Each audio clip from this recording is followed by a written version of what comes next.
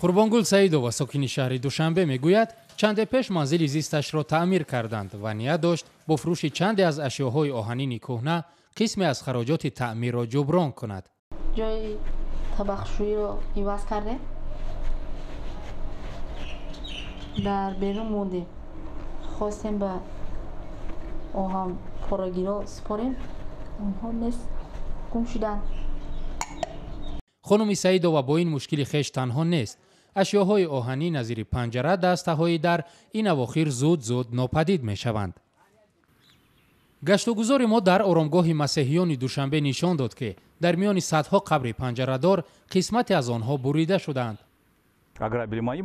پدر پیتیریم رهبر کلیسای پرواسلاوی دوشنبه میگوید برخی از عبادت کنندگان از ربوده شدن پنجره‌های قبر نزدیکانشان شکوه میکنند.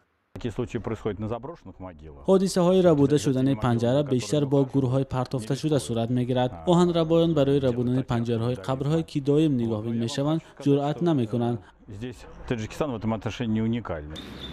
مسئولان ریاست آرامگاه های شهر دوشنبه میگویند با نظرداشت خوف ربوده شدن پنجره ها آنها به نزدیکان فوتیدگان مشورت میدهند که اطراف قبر نزدیکانشان را با پنجره های آهنین محکم نکنند. اطراف آرامگاه محکم کردنش به واسطه چمبلاک میگن، چمنتی یا چمن یا که چمبلاک محکم میکنن که او تیز چی نمیشود، از کار ویران نمیشود. آهنی باشد زنگ میزند، میزن. ما توصیه میتیم به همین نفرانی که در آرامگاه خیش تبارانشان خوب است از همین مسئله استفاده برند. حالا در شهر دوشنبه ده‌ها نقطه‌های قبول آهن‌پاره وجود دارند. این نقطه‌ها از لولیان که معمولاً به جمع‌آوری آهن‌پاره مشغولند، آن را خریداری کرده در شکل بسته‌ها به کارخانه‌های آهن‌گدازی می‌فروشند. گفتگی که همین چیزا رو نخریم، چیزای دزدی را. بچه‌ها یوش میارن باید نخریم. سلوغاشو نگیریم بعد خریم همین چیزا را. باوری حاصل کنیم که همین چیز دزدی نیست. نرخ 1 کیلوگرم آهن‌پاره در نقطه‌های دوشنبه وابسته به موسم از 50 تا 60 درم نرخ دارد.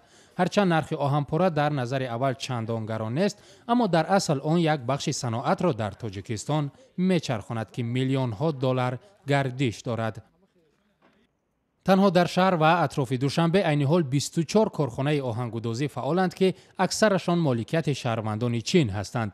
این کارخانه‌ها در یک شبانه روز قدرت دارند از 30 تا 35 تن آهن‌پاره را کارکرد کنند. آرامگاه مرکزی دوشنبه سال 1934 تأسیس یافته به گفته مسئولان تا به حال در آن زیاده از 1 میلیون نفر دفن شدند. به فرق از پیروان ادیان دیگر اطراف هر یک قبر پیروان مسیحیت با پنجره آهنین احاطه شده است. به قول روحانی پیتیریم آنها پنجره های آهنین را می‌دزدند که توانایی کار دارند. البته بیشتر جوانان به این کار دست میزنند چون که بزرگسالان جسماً به این کار قادر نیستند. اینجا مشکلی بیکاری است که جوانان را به این راه تله میدهد. البته به جوانان جای کار باید مهیا شود، اما مشکلی بیکاری مسئله نیست که در یک روز حل کرده شود. مسئولان آرامگاه میگویند دزدی پنجره های آهنین دیگر در این آرامگاه به وقوع نمیپیوندد چون که نظارت را پرزور کردند.